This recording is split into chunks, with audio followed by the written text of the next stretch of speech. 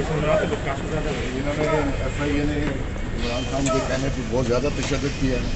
मैं पुलिस की कस्टडी में था, उनकी कस्टडी में नहीं था, लेकिन उनके अफसरों ने बहुत ज़्यादा अभी भी वही हरकतें करें।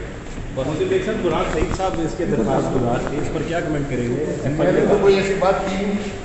मुराद सईद साहब कहते हैं कि आपने रेहान खान की किताब का हवाला किताब देते छपी हुई है, किताब प्रिंट है, किताब या तो इसको कंट्राडिक्ट करते हैं या उसको सू करते हैं रेहान खान को।